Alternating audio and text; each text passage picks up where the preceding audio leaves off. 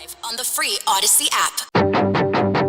The Sports Bar with Danger and Battaglia. It's the Bucks and Bills in Buffalo on Thursday Night Football. Kickoff just after 8 o'clock. Bills do not look like the Bills. The Bills haven't looked like the Bills. Let's get into this urgency care game for the Buffalo Bills and figure out whether they're going to the hospital or back home feeling better. I just don't know what to think of Buffalo. Normally when the Bills are right, these kinds of games, they're at home. They usually have no problem. So I think they win the game, but, it could easily be like a 6 or 7 point victory. Just looking at this matchup on paper here, everything seems to favor the Bills. They can score into the 20s. Josh Allen's better than Baker Mayfield. They have the home field advantage. I like Buffalo to win this game probably by 8 or 9 points. The Bills have to have this one. They'll win, but will they cover? That's the big question. Mike Danger. Now, I think the Bills win. I don't have them covering. I get 21-17. Gene Battaglia. We've been saying this now for a couple weeks, right? Get right game.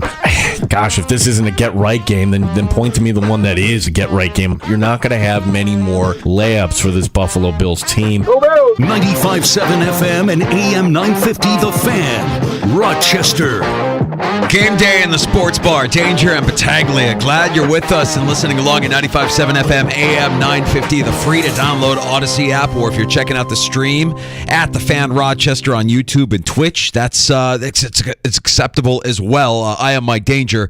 Over there, that is Gene Battaglia. I'm just struggling today, Gene, trying to think what tomorrow at this time looks like. What are we going to be feeling tomorrow at this time? Because we've got a ride in front of us here, a wild roller coaster ride in front of us here with the Buffalo Bills. A roller coaster of emotions, as they say. Wait, you're talking about the Bills. Are you going to be watching Syracuse football tonight? Oh, is that tonight too?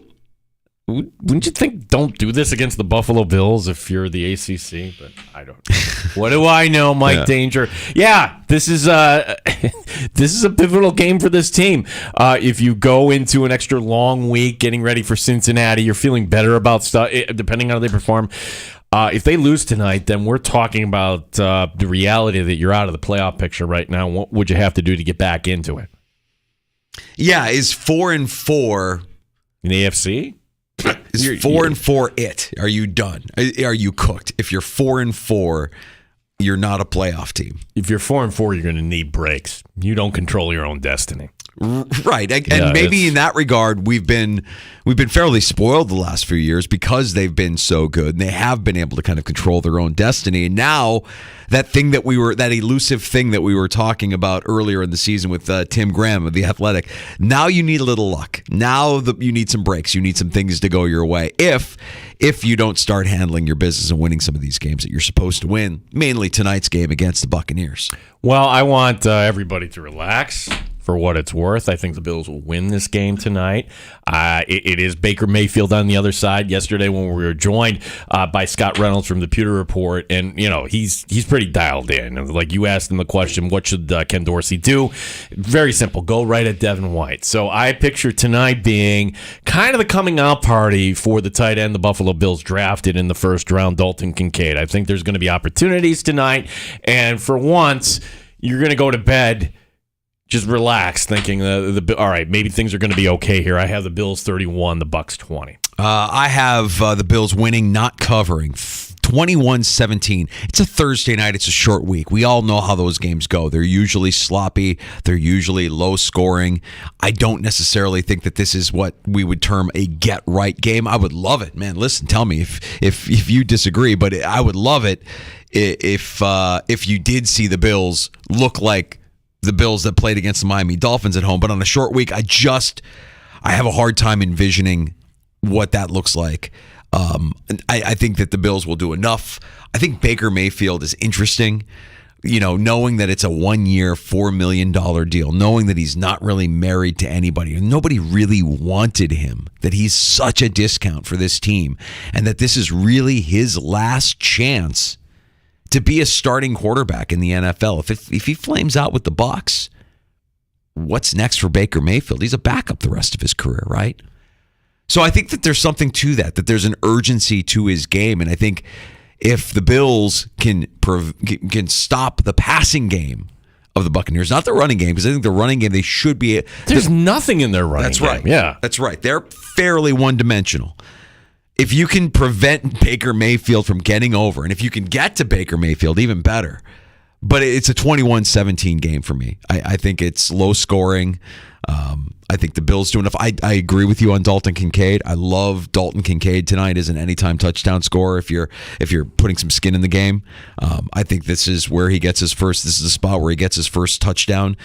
Those looks that Dawson Knox has gotten in the past will go to Dalton Kincaid now. And I think last week was the beginning of a budding relationship between Josh Allen and Kincaid, building of trust. He's catching everything that Allen's throwing his way. Yeah, it's curious to me that this line is at 8.5 too. It's almost inviting you to say, "Hey, the Buccaneers, this is the way to go." That's whenever I think that looks too good to be true. Vegas knows something that we don't. I think the Bills bounce back tonight. Did they move it up to? Did I see that it moved up to 9 or 9.5? Because that would even go even further. Yeah, it's 9.5. 9.5 now. So that even goes further to what you're saying, like just inviting you. Come on. It's a lot of points. It's a lot of points. You sure the Bills are going to cover by 2 scores? You sure? 2 scores. What do you think? I still think the Bills win. I don't think the Bills cover.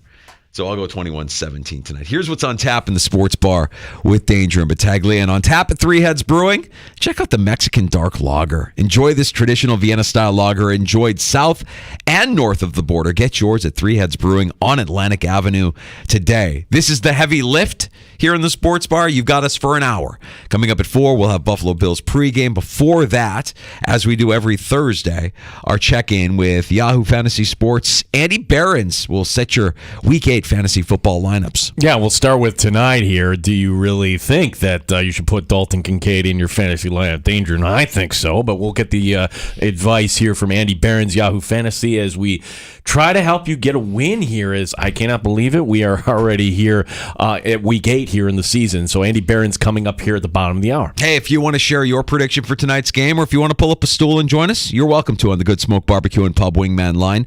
That number is 866-4FAN, 866-4326. You're welcome to pull up a stool here in the sports bar. Our abbreviated show, our heavy lift this afternoon. Now, I'm going to mention this is AJ Cybulski. He was an intern for Matt Perino. He writes for Buffalo Rumblings, and he just set Bill's Twitter ablaze here. I'm just going to read it to you. Barring a last-minute change, the Bills will be activating corner Josh Norman and wide receiver Andy Isabella to the active roster for tonight's game against the Tampa Bay Buccaneers, per a source. Okay.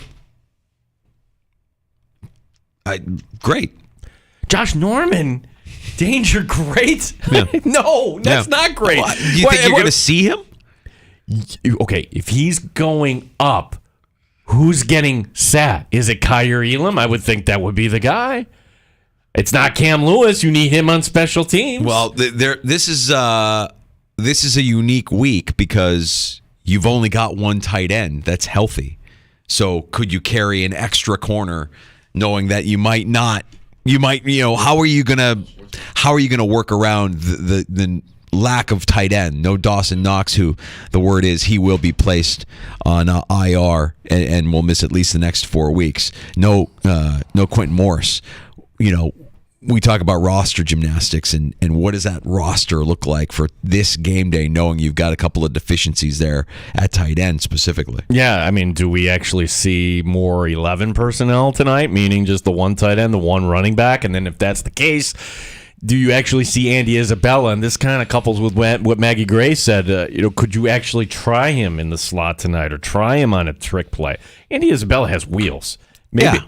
I wonder if they try Andy Isabella in special teams. You had Ty Johnson back there fielding kicks in New England, and maybe you can get a little bit more. There's a little bit more speed out of Isabella's game. But you know what? If Isabella's in there, I think I'm okay with that. If it's Josh Norman on the field, if Josh Norman is seeing time on the field, I mean, I really don't know what to say except for wow. That's us reaching pretty deep into the depths of talent. Can I quote you? If Josh Norman's on the field, there's a problem. Something's gone terribly wrong. Something's gone terribly wrong. Although, I mean, if Josh Norman brings anything, if he is on the field, if he brings anything, it is that veteran presence, that ability to do likewise to what we saw Jordan Poyer do, the turnover in a timely fashion, right? Like the punch out. Josh Norman can create turnovers when he's on the field. That's if he's not getting torched downfield. I'm scared if he's physical. matched up against Mike Evans or Chris Godwin. He is a more physical player. But that's really all he has left in his game is just that. It's and even saying that he's more physical, our lasting memory of Josh Norman as a Buffalo Bill is him getting stiff-armed to the moon. So, something is probably up with this short week of practice, and if you are going to make him active. That also may be it, too. Like, if you are any sport, and if you're the NBA, let's say, for instance, and you're playing a back-to-back, one guy will get minutes one night, the other guy might just be rested. Is that what we're kind of doing here, that we're just bringing in two fresh bodies that are ready to go here tonight? It could be. I'm interested in Ed Oliver's status. I want to know if he's able to give it a go with that toe injury after missing last week. Not having the tight end is very interesting. I'm wondering what they will line up as. If Reggie Gilliam have a bigger role, knowing that the only healthy tight end right now is Dalton Kincaid, unless you elevate somebody from the practice squad who's never seen NFL regular season action. It's an interesting thing to kind of look into here as we get closer to kickoff.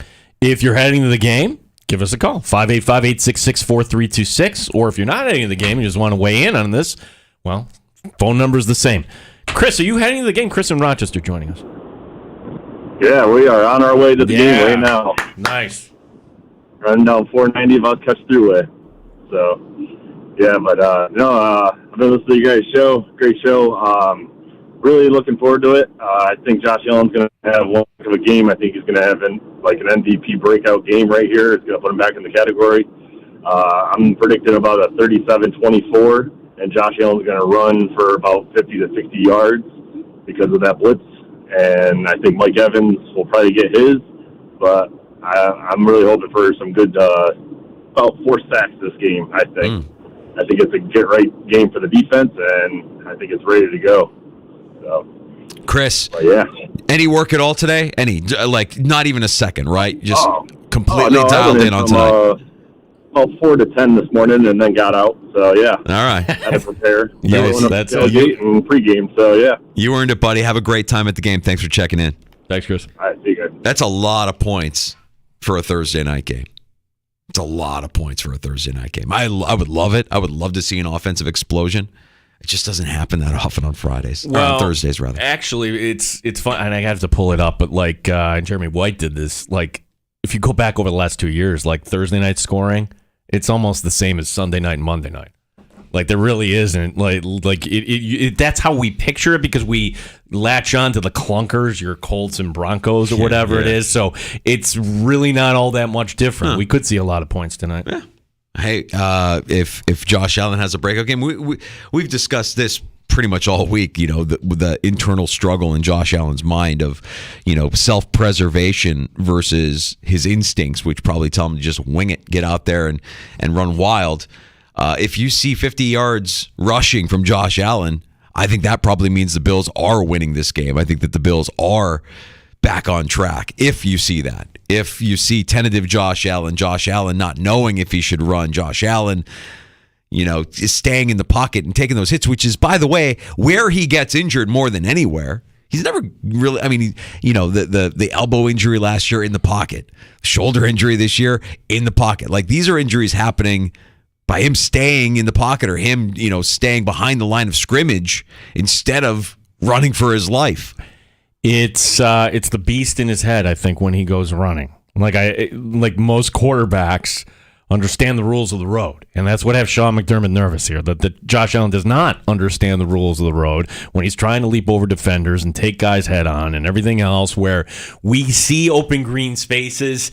Take this, Josh, and it seems like it's an all or nothing thing. So this is the first time we're kind of questioning what's inside the mind of Josh Allen entering this game. Yeah. I mean, honestly. This is more psychological than I think we've ever been in the sports bar. Really trying to get, not just Josh Allen, but also Ken Dorsey. Like, by extension, Ken Dorsey, does he have that Sean McDermott voice in his head saying, complimentary football? Yeah, 2nd and 4. Just pick up the first down here. Kill some clock. You know, we joined by Bruce Nolan yesterday. That was a great conversation. It's like, no, like 2nd and 4, and football cliches. There's so many of them, but the one of, hey, this is the one where you take the shot downfield. It is. That's absolutely true. Well, if you're not going to take a shot, then when do you take the shot? 2nd and 3, take a shot downfield. Yeah, absolutely right. Appreciate the call, Chris. Have a great time at the game. And if you are heading to Orchard Park, we'd love to hear from you at 866-4326. 585-866-4FAN. What else we got going on here? That's it, man. It's Thursday night, and it's Thursday football. The NFL really rules like the calendar. You mentioned Syracuse. You're right. Like, what are they doing? What are they doing? Why would they schedule a Syracuse game? Well, they probably had the Syracuse schedule out before the NFL schedule, didn't they? No, you can flex, I think. Like, honestly, the NFL schedule, like, when do you play during the week? Is it a Thursday, a Friday, a Saturday? Maybe that's the case, but that's just going to be a footnote tomorrow. Like, oh yeah, the Orange lost. It's not home, at least. You can't blame them out in Syracuse. You had the NBA kind of not kick off their season, but you did have a full slate of games last night. That was fun. It was nice to have the NBA back. Not fun if you're a Knicks fan because you don't get the home win. Wow, what's the headline story? It's like, Porzingis in Boston. They look pretty good. Yeah, like Boston might be the team, and I liked their offseason. I liked that they picked up Holiday. I'm surprised that before they picked up Holiday, I didn't know if I liked their offseason. With Holiday, I like their offseason a lot. Well, it's like you're the Bucks and you're the team to beat, and you send Holiday out west. Wouldn't there be kind of an addendum on that trade? Like, hey, by the way, don't send him to Boston, and that's exactly what happened. Did the Garden seem sleepy to you last night? It felt like, just as an observer, just watching the game, it didn't have the kind of electricity that I would expect Madison Square Garden to have for opening night at New York Knicks. I did not watch last night. So I just felt, and maybe I'm imagining things, but it didn't feel. There's an electricity to that place, and you know what it sounds like, and I know what it sounds like. We've all experienced postseason for sure. Yeah. I don't know if they're getting up for game 1 like that. Yeah, I don't know. It just felt like it was flat. It just felt like a flat atmosphere for it being the world's most famous arena, and Boston going in there and snatching one away from the Knicks for their first win of the season. Little hat tip there to the Amerks. 3 goals in the third. Dude. That's a nice win last night. Yeah, absolutely. And taking care of Charlotte, which is a worthy opponent, obviously, getting those 3 goals to take the 4-3 lead there in a span of under 3 minutes. Nice win for the Amerks now, who have Laval on deck. Is that tomorrow night? That's tomorrow night. That is tomorrow night. I hope they get a good crowd for that. I would expect that the way this team is playing, it being a Friday night and whatever. Yeah. Kulik and Roseanne are special. We should enjoy that for as long as we have it, because who knows how long we'll have it. I know we keep saying that, but the development of those two continues to be impressive. And then to top it off, you have Savoy on the same line with them. I mean, that's a pretty electric, young but electric line of very skilled hockey players. It's pretty exciting. Yeah, it's a long season, as we say, but go check that team out for sure. The Sabres aren't in action until Friday night. They play at New Jersey. Sounds like Devin Levi is not going to be ready tomorrow night, so I don't know. Maybe they go back to Comrie tomorrow night. We've got Andy Barron stopping by here in a couple few, and we'll help set your Week 8 fantasy football lineups. And we'll start with tonight's game in Orchard Park. We'll talk about the Bills. We'll talk about the Bucks, and we'll get Andy's take on both teams and all the other storylines happening right now in the NFL. What do you do about Cleveland's offense and their weapons with no Deshaun Watson? What about some of these matchups that are head scratchers? Will the Vikings be able to win against the Packers? And the Packers rebound at home against a division rival. I mean, there's some tasty matchups coming up this weekend. Yeah, I love getting Andy's analysis. His show now on Thursday nights. Also, that, by the way, that Syracuse game 7:30 tonight. Did anybody tuning in to see the Orange before you flip over to the Bills there at 8:15? Yeah. Nah. I think I'll probably be immersed in pregame festivities more than anything. Not really. No, The answer is no. The answer is no. All right, we'll get to Andy Behrens next here in the Sports Bar. Talk some fantasy football. And again, the abbreviated version, pregame coming up here at 4 o'clock for Bills, Bucks. We'll take you to the Buffalo Bills Radio Network. Appreciate you checking us out here, the Sports Bar, with Danger and Battaglia on the Sports Leader, 95.7 FM and AM 950. The Fan, Rochester. Exergen thermometers are the smart choice when selecting a thermometer. With children.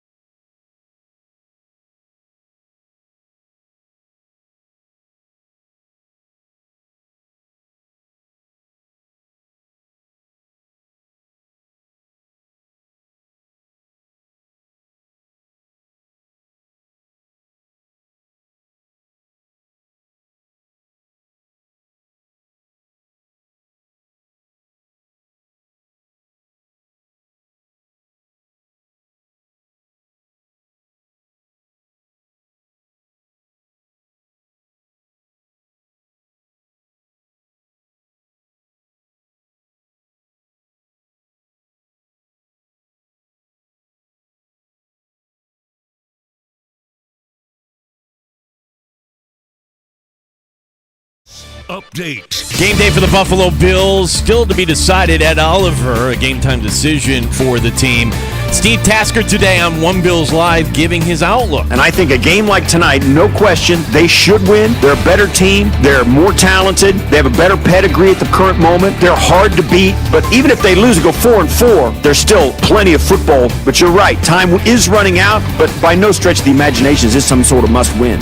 We will join the Buffalo Bills Radio Network coming up at 4 o'clock. Coming up next, we'll talk some fantasy. Andy Behrens from Yahoo Fantasy joining us here in the Sports Bar. We also have Syracuse football tonight, the Orange playing at Virginia Tech. Rochester Americans, impressive come-from-behind win. 3 goals in the third. They beat Charlotte 4-3.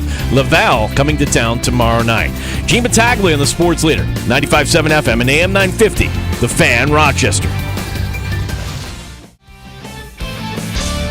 Pull up a stool and join us. 585-866-4FAN. 866-432-6. The Sports Bar with Danger and Battaglia on the Sports Leader, 95.7 FM and AM 950, The Fan, Rochester. Defensive tackle Vita Vea, who has a groin injury, is going to be a true game-time decision tonight. That is a giant piece off their defensive line if he cannot go tonight. Yeah. He is tied for the team lead in sacks with 5, and I think he's also the team leader in tackles for loss and quarterback hits. So he has been a very productive player for them in the middle of that defense. Chris Brown, Bills play-by-play, One Bills Live.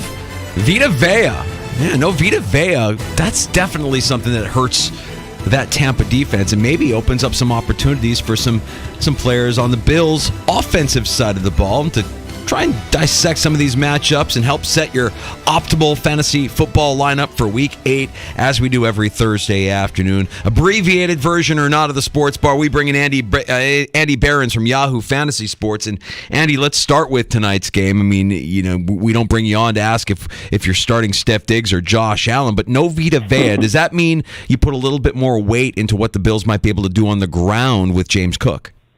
Yeah, absolutely. It's certainly good for Cook. It's good for Latavius Murray, obviously. Whoever gets to run the ball for the Bills, it is definitely an absolute benefit. We don't have anybody on bye this week, which is a little weird, right? Like we have this oddball week in which no teams are on bye after having 6 teams last week, and then we're right back to it next week. So I guess I wouldn't classify James Cook as an absolute smash must start, right? But he probably floats down to like the RB 18, 19, 20 range. What about a guy the Bills drafted in the first round? In our show, Andy, I call it the Laporta curve. Dalton Kincaid, first-round pick, and people are wondering here, why aren't the Bills using him? And it's like, well, they're comparing the situation in Detroit where you had a tight end right out of the gates making an impact. But the situation tonight with no Dawson Knox, and again, we saw Kincaid used more last week than he's ever been. Is Dalton Kincaid a safe play tonight? Yeah. So at first, with the central difference between Kincaid's situation and Laporta's situation coming into the year is that Laporta was just flat out installed as the team's number 1 tight end, and it had been a really productive position for them the year before. And I don't know, too many people slept on that fact, right? He was a really good player. Kincaid is now in a situation where I don't think this is going to be just another, Luke Musgrave from a couple weeks ago or Michael Mayer from last week where they have one big game and we think, okay, now they're going to pop. I think this is pretty real for Kincaid, in part because we have the Dawson Knox injury. He's obviously coming off a season high 8 targets. He caught them all, gained a season best 75 yards, which isn't, that doesn't sound like a lot, but by the standards of a tight end, it's pretty incredible. Knox being out just makes a ton of difference. Kincaid also he's not really dropped a thing this year. He's caught 25 of 27 targets, which is absolutely ridiculous. That would be incredible for a running back, somebody who's only targeted at the line of scrimmage, but for someone who gets downfield occasionally, it's just downright silly. So, Kincaid also kind of sneakily, I think 4th on the team in targets and barely behind Knox and Davis. So it's a great spot for him. He's ascending. I've actually got him as a top 8 fantasy tight end this week, which is to say I have him as my tight end 8, but that's certainly as high as I've ever had him. Andy, on the other side of the ball with Tampa, offensively, we know Chris Godwin is going to be good to go, but how effective will it be? Talk a little bit about what we've gotten out of Mike Evans so far this year, Baker Mayfield, and the lack of Tampa Bay running game. Yeah, it's super strange running team, right? Like Rachaad White just has not been efficient for 2 years. He's not a big tackle breaker. He's not there were a handful of people who got pretty excited about him for fantasy purposes, but he has not really flashed much. However, that team is super committed to slamming him into the line of scrimmage. They do it many times a game. They're going to run him 15 or 16 times as long as this thing is competitive. He's not much to fear.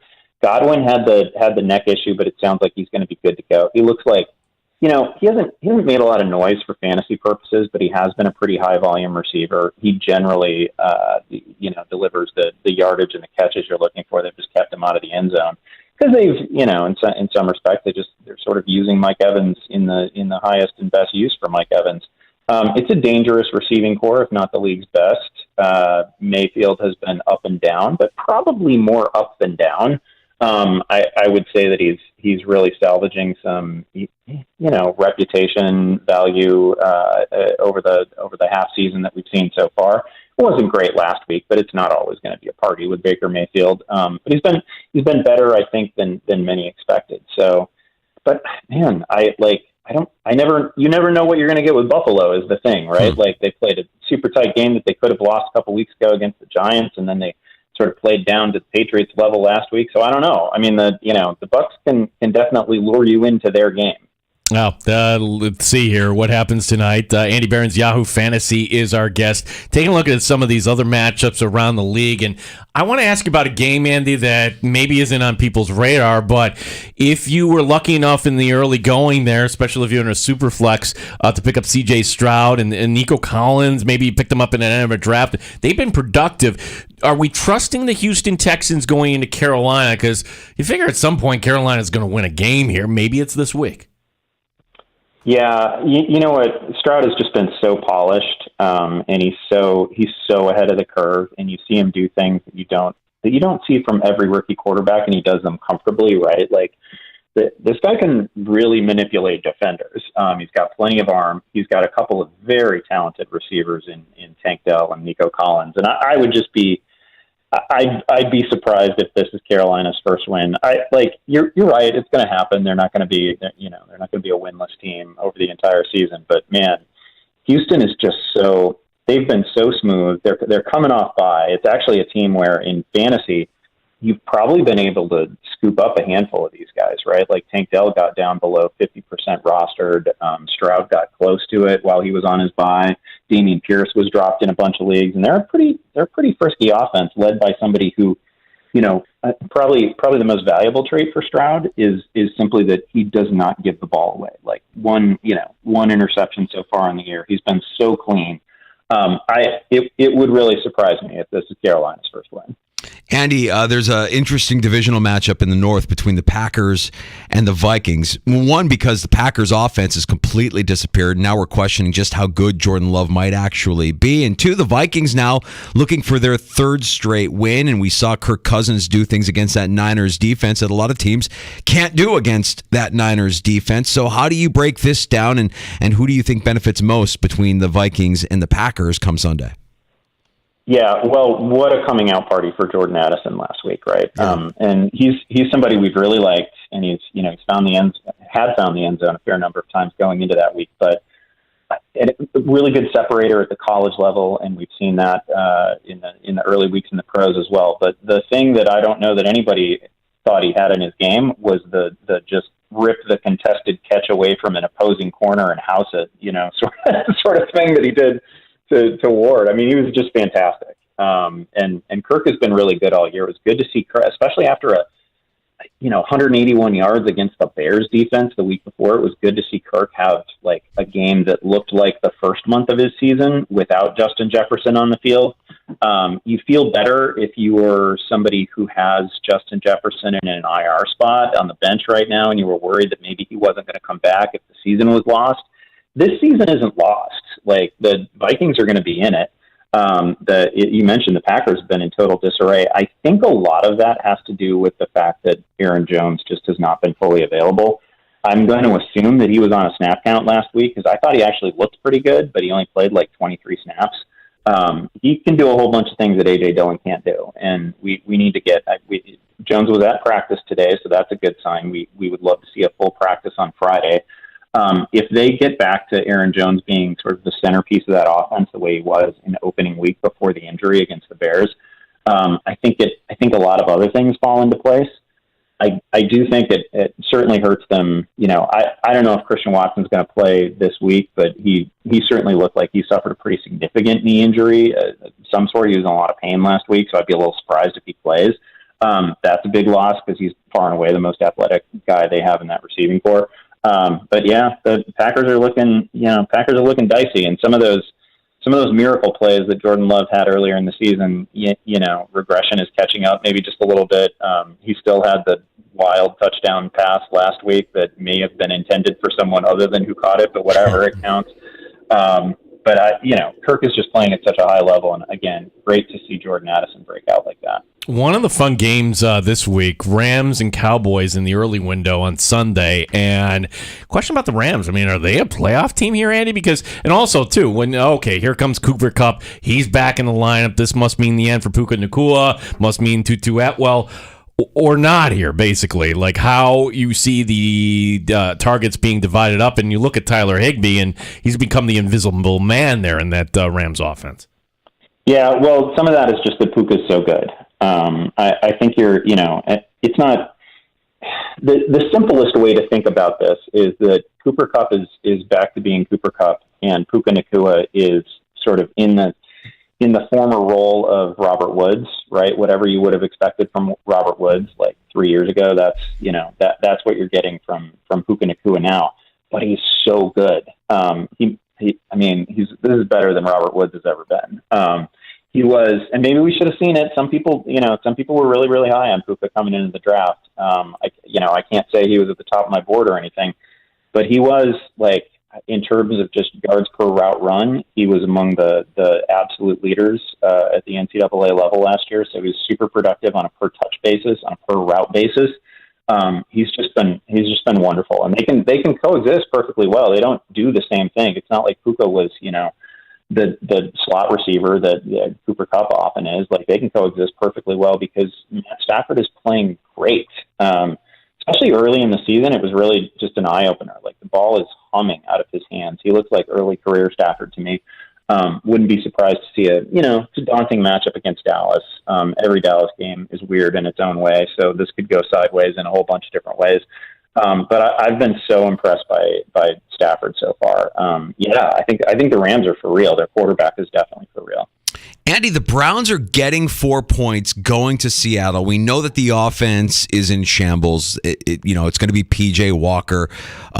Is that too many points? And what's your outlook for the Browns and the Seahawks here in the late window on Sunday? Yeah, the Browns are still statistically like the best defense in the league, right? But they really, that was a lot of damage that was inflicted on them last week against Indy. And I can't say I saw it coming. I don't think anybody saw 4 combined touchdowns out of Gardner Minshew coming in that one, and Josh Downs going off and Pittman going off. Like, that was, we haven't seen a team get to Cleveland quite like that. And yet we still saw Myles Garrett make superhero plays. I think that defense is tremendous. Geno Smith has not played to the level that he was at last year, which is, they got to get him back there. But it sounds like DK Metcalf's going to be back for this one. Seems like Tyler Lockett's probably going to be okay. So we should have a fully operational receiving corps for Seattle. That matters. But the reason I think that the line is where it is, of course, is that not that Cleveland has any good options at quarterback, because it's not like Deshaun Watson was a world beater. But man, P.J. Walker can be a really rough watch. So, I don't. Without the defense actually scoring for them, I'm not sure what kind of total Cleveland can get to. They just sort of need to make it an ugly game. They need to run the ball 35 times, and they need to try to beat you 20-17. No, the reason why the line is the way it is, Andy, and Danger, is because, Seattle's wearing those sweet-looking throwbacks. You're not going to lose in those.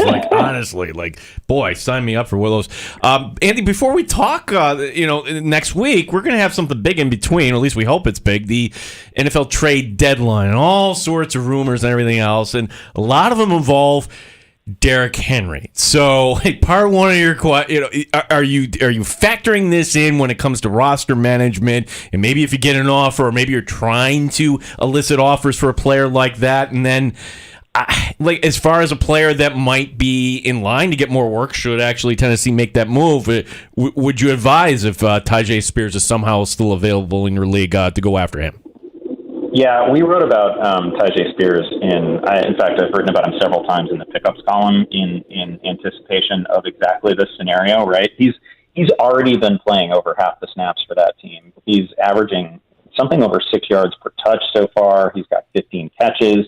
He looks explosive. He looks exactly like the player that he was at the college level. It doesn't look like the learning curve is too steep for him. So he's been really impressive, and he would, that guy's just step into a huge role if and when Derrick Henry is dealt. So he he's going to be a clear winner. So I think he's just a really obvious stash. And the nice thing is he has a healthy enough role that you can flex him anyway. Like whether he ever steps into a full workload or not, you can flex that guy anyway because he's seeing plenty of work.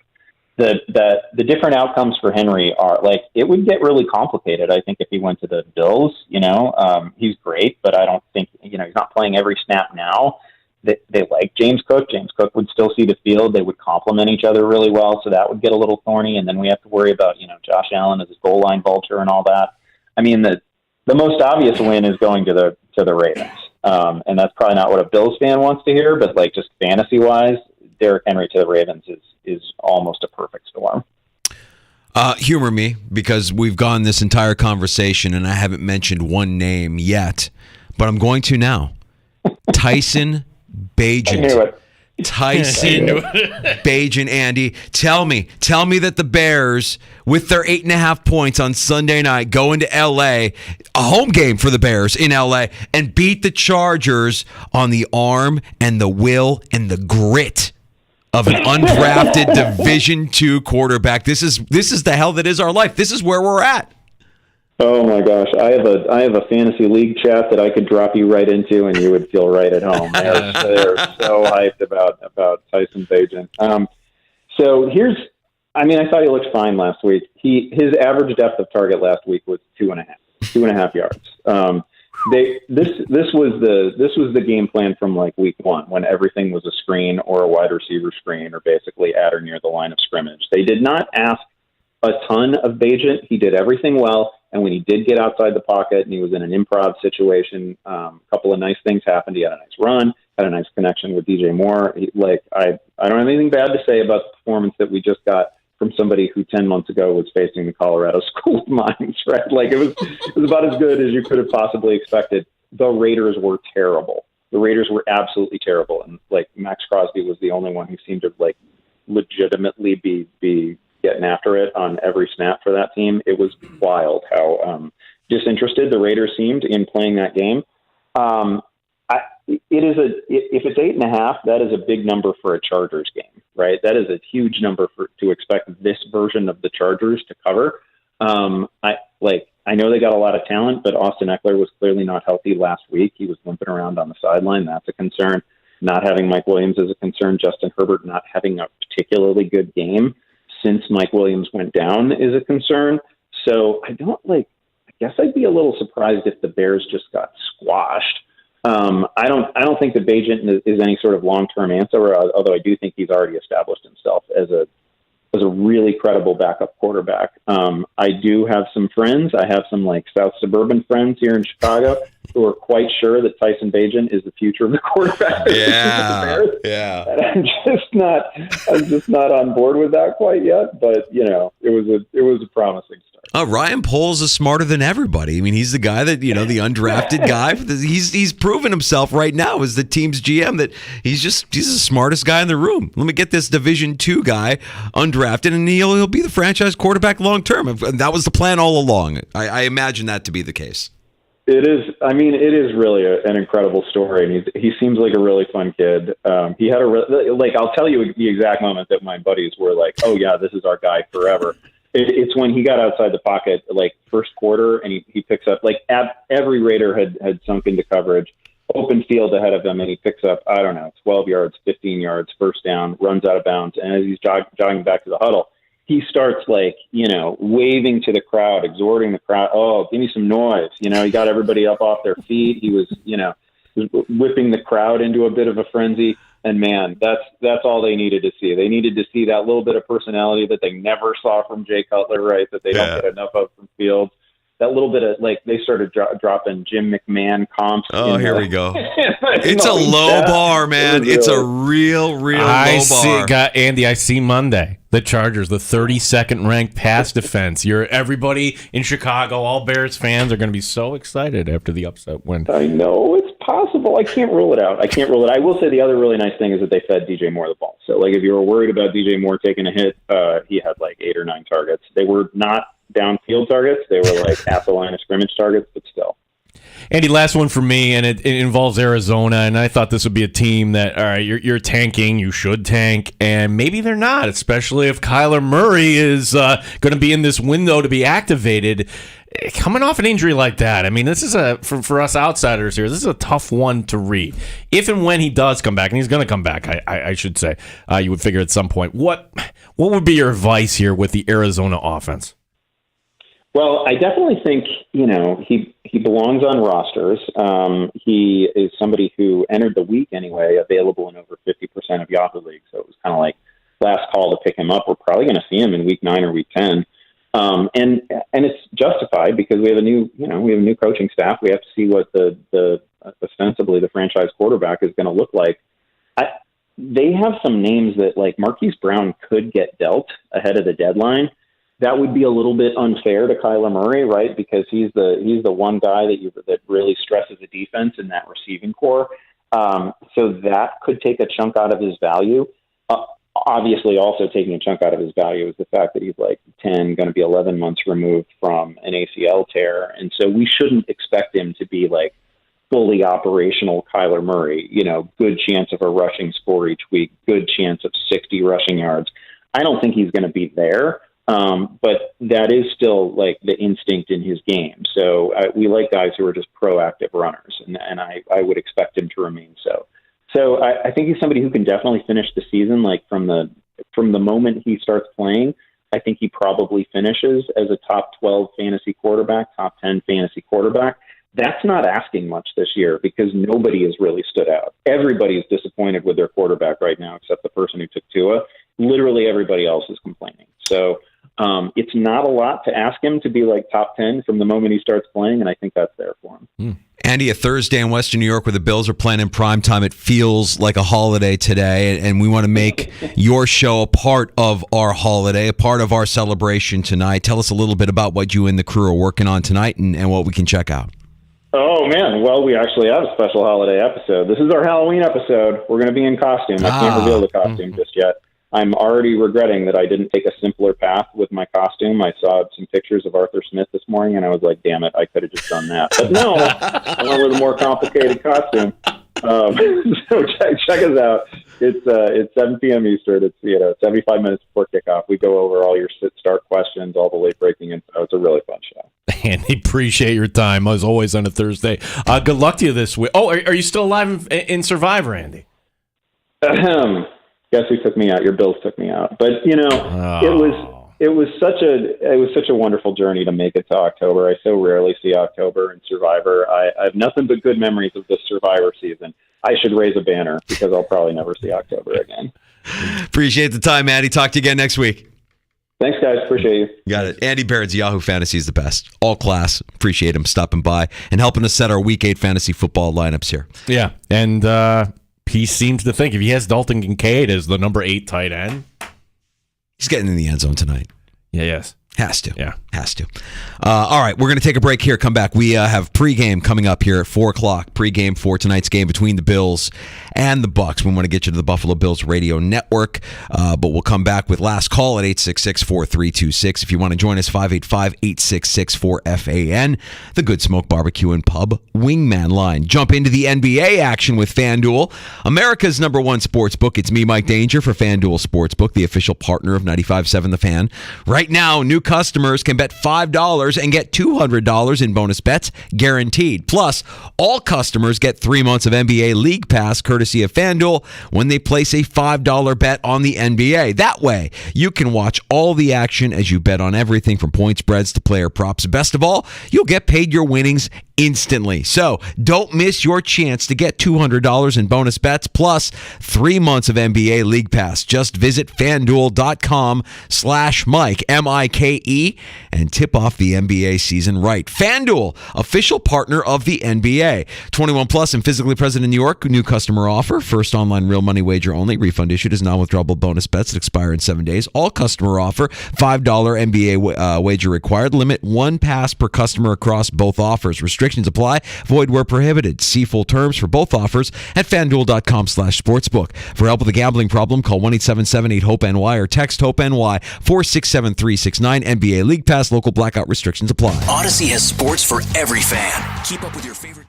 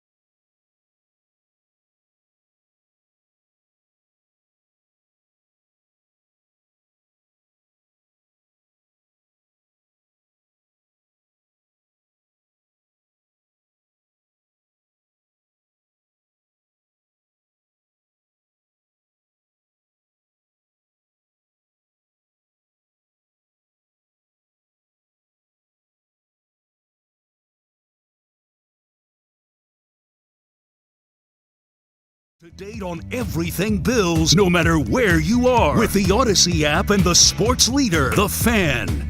Rochester. Just trying to determine what tomorrow looks like. If the Bills win, if the Bills lose, we will be here for it either way in the sports bar with Danger and Battaglia, starting again for your Friday afternoon at 3 o'clock. Enjoy the game tonight and stand by. Bills pregame on the way next on The Fan Rochester. Get big savings and big...